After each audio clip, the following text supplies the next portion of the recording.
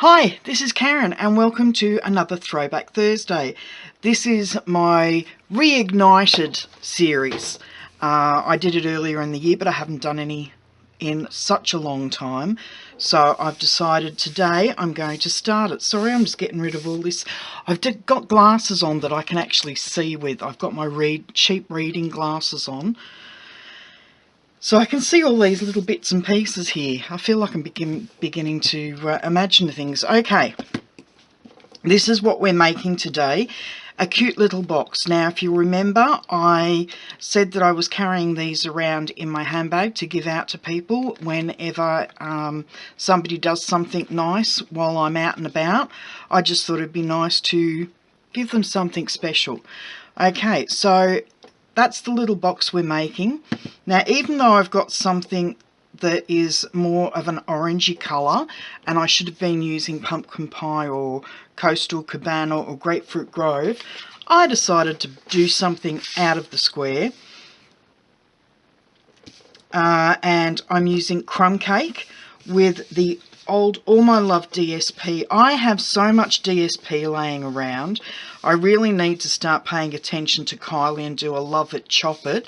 But at the moment I'm on a go slow. I've sent my first birthday card out for the year, as you all know, last week. My son-in-law loved it, and he especially liked the Life's Too Short to Eat cake. And then I put in brackets underneath, and chocolate.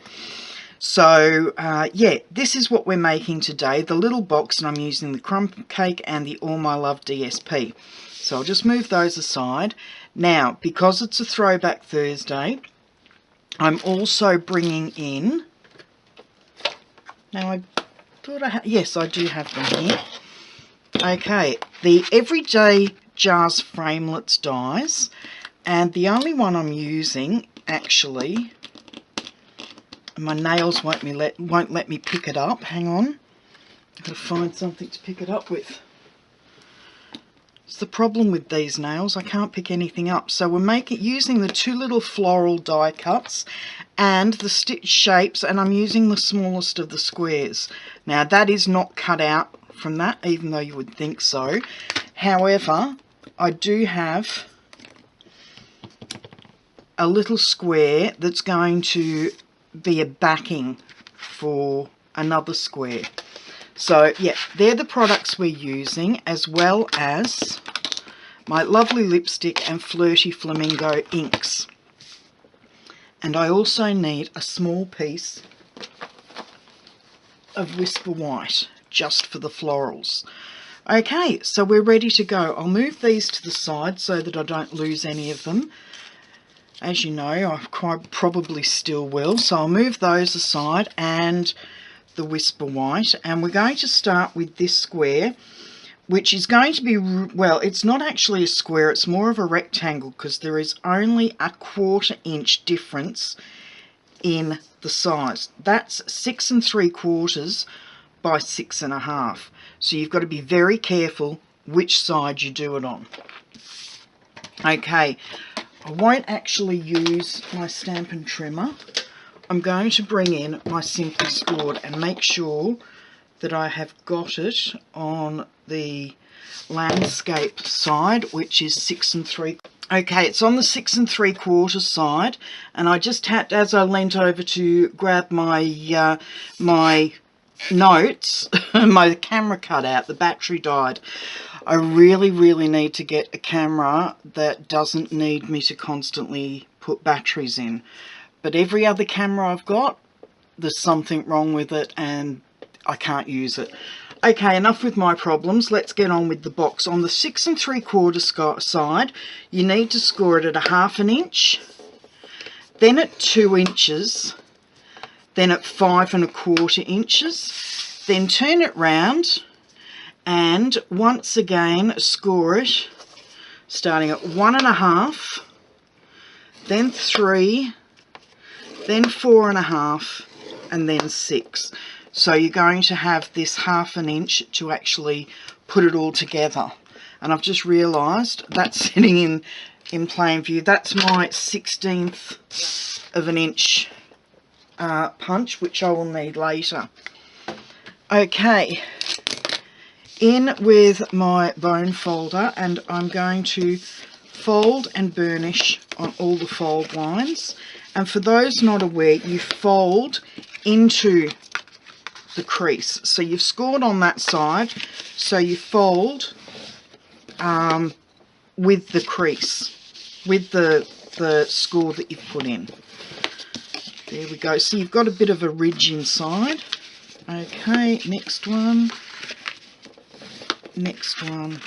and the last one. Now that we've got all of those done, we know that that is going to be the back. Sorry, I burnt myself on the oven the other night and my band-aid keeps trying to come off. So we know that's the back, which means that is going to be the front. So this is where you're going to pop your square. But I want the label to show through. So I want that to be where my square is, just around there. So I'm going to pop that through. Now, it's too wide to go through the big shot that way, and it's too wide to go through the big shot that way. So I'm going to bend it over because this piece is going to be taken off anyway. So it doesn't matter if the die cut goes through it. So I'll be back in a moment.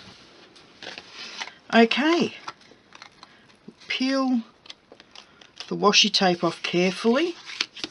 Now, as you can see, it's chopped off the top, but that's fine. Now, this little piece we need to keep. We do need to keep that. So there's my square. And it won't matter about this little, I don't know whether you can see, but it's got a bit of fluff where the washi tape actually tore a little bit of it off. Pop that aside for a moment. But I'm going to bring in the stamps, and this is where you will see it doesn't matter about that fuzzy looking piece. So in with the lovely lipstick, and we're just going to stamp across there with For You. And that is from, it's For You. I thought it was the out of this one. So we've got the For You stamped, and while we've got this still out, I'm going to bring in the Flirty Flamingo and our Whisper White piece. And the Whisper White I'm going to stamp first with the Flirty Flamingo. Actually, that's my Flirty Flamingo is an old stamp pad. I do need to order a new one, or just re-inker. I'm not sure which. I'll probably just get a re-inker. Okay, so I'm happy with that stamping. And then with the lovely lipstick, we're going to come back in with this one, line it up as best I can without getting my head in the camera, and it's a bit off center, but that's fine. Okay, fold up the lovely lipstick, and then we're going to come in with, I'll be back in a moment. Okay, we're back. Pop that aside, and as you can see, I've got my two flowers cut out. The first one I'm going to put a glue dot on the back of, and oops, pop that straight over the fuzzy bit from the washi tape before. Now I'm going to come in with a dimensional and just pop it there, peel off the backing, and I'm putting this on first so that I don't go over the edge, and then that flower can go on top. Now I'm going to bring in another dimensional and just pop it on the side here and peel off the backing. I'm also going to bring in a glue dot and just put it at the top there, because that is how I'm going to affix this, but off center it like so. So there we go, there's the tag, and that's what these are for. I'm going to come in and use this guide here, which is the center of the hole, to pop that in. There we go. And turn it over, and I've taken the back off so that I can actually see where the hole is through here, and click that, so I've got a larger hole to thread through.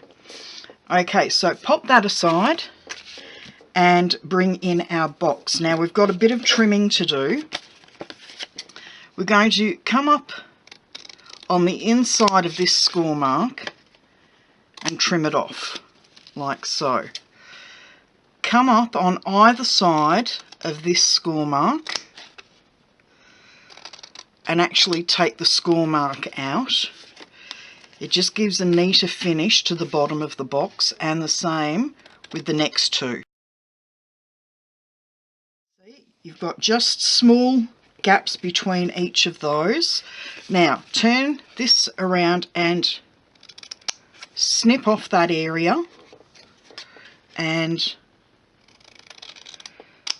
down the inside of the score mark. Now this is the side of the box, so, and this is the front. This, remember, this is the front, so we're going to come down the outside or the inside into this rectangle, but down this score line to the really strong score line there, and do the same on this side all the way down to the score line. Fold those down and then trim across here like so, and that's the front of our box done. Now we're going to trim these down. We're going to take about 1/2 inch off the top and then just neaten the edges there by trimming them in slightly. This is the back, so this is the top flap, and then this is the other tab that's going to come down on the inside of the box. So I'll just take that off, and then remember, trim 1/2 inch from the top like so, and then just wedge in on both sides. I've not done that one right. There we go. I'm just going to wedge that one in a little bit more, and that's that done. Now I'm going to, as you can see, that's how the box looks. I'm just going to neaten the front of the box there.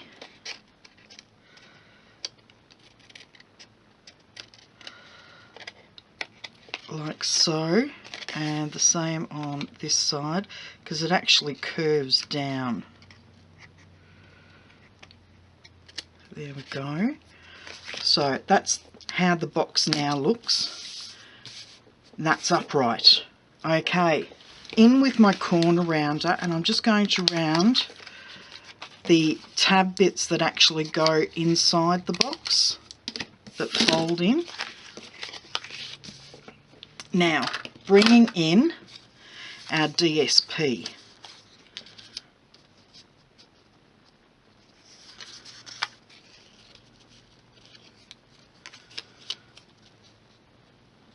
Like so. And then with this bit, just move those aside for a moment. I'm going to flip this bit over. Make sure I've got it lined up evenly, top and bottom. Flip it over and then come in with my pencil and just draw 2 lines on either top and bottom of that gap. Now I'm going to come in with my scissors and I'm going to trim 1/8 up from the line and 1/8 down from the line to give even coverage. Now in with my snail,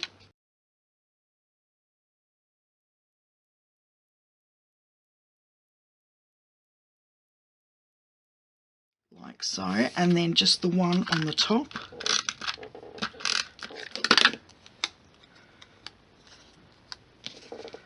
The flower looks upside down, but when you're looking at the box from front on, it'll be in the right direction.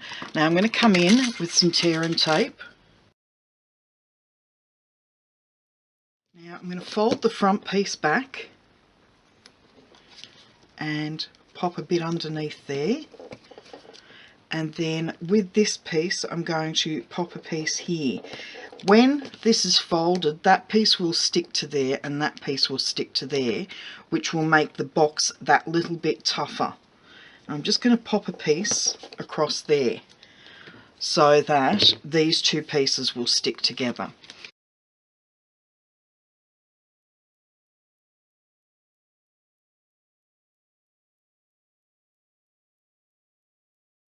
Now, there's nothing going to fall out the bottom of the box. I've just realised. Oh my goodness. Oh my goodness. Okay, I'll be back in a moment once I've done it again. I don't know how I managed that. Oh, I'm a fool. Okay, back soon.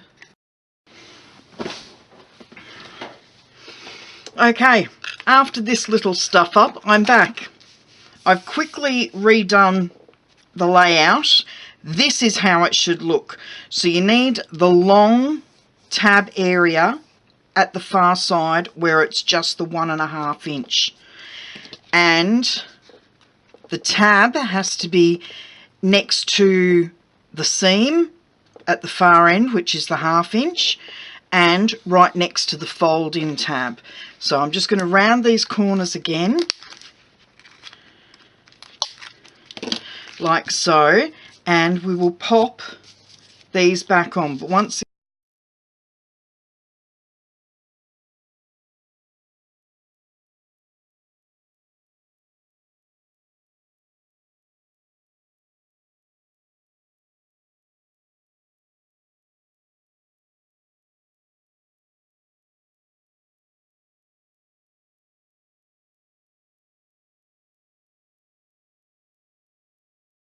and then from the inside, just give it a good press side to side, like so. Okay, and there is our box together, and the lid. Okay, so I'll just pop that up. Now I am going to bring in just my itty bitty balloon punch that's been retired, but I haven't got a small 1/4 inch or 1/2 inch or whatever, so I'm just using that to make a thumb hole. And then we're going to pop our bottle in and then fold the box up. So there we go, we've got a little spot. You could put window sheet in there, but I don't think there's any need to, because it's not as though the bottle's going to fall out of the side there. Now I have to bring in my ribbon, and once again it's a retired ribbon, which is a silver. It's white, it's whisper white and silver. I can't even remember what it was called now, but you could get this in silver and in gold. I got both, but do you think I can find the gold? Okay, what I'm going to do, very awkwardly, I'm going to put a knot in the top,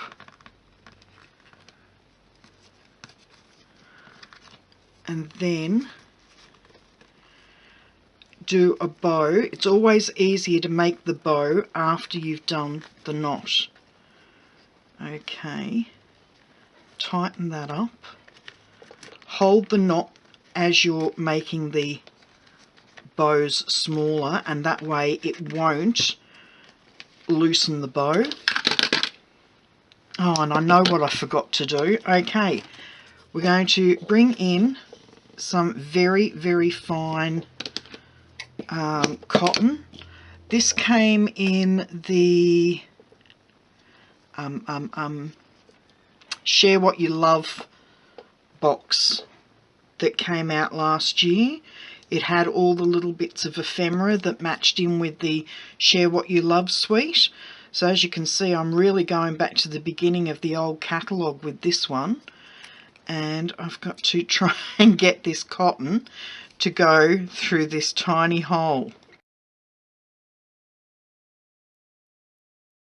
I have a feeling my daughter might be emptying the dishwasher for me. I can hear pots and pans clanging down in the kitchen. Okay, so there's part of our tag. I'm going to tie a knot in it, quite close to the tag itself, like so. Trim off the excess, and then let's undo this knot, or undo the bow, and I'm going to thread the ribbon through the cotton there, like so, and then retie the bow. Actually, that came out better the second time. I don't need to do anything there. Now I'm just going to move it over to the side,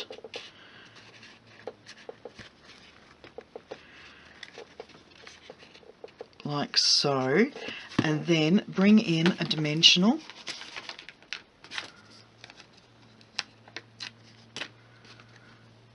Pop a dimensional on the back of the tag,